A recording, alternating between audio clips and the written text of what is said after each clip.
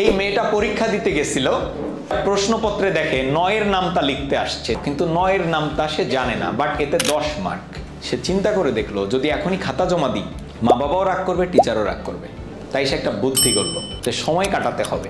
তো সময় কাটানোর জন্য সে এবার এই 9-এর নামটাকে এভাবে লিখে ফেললো, 9 গুণ 2, 9 গুণ 3 এভাবে করে লিখে ফেললো। এই 9-কে 9, 9-10 90, এটা যারা নামটা পড়ে তারা সবাই জানে। এই 2টা লিখে ফেলছে। এবার সে ভাবতে শুরু করছে কয়টা পারি না গুণি। তো লিখলো 1টা পারি না, 2টা পারি না, 3টা পারি না, 4টা পারি না, 5টা পারি না, 6টা পারি না, 7টা পারি না, 8টা পারি না।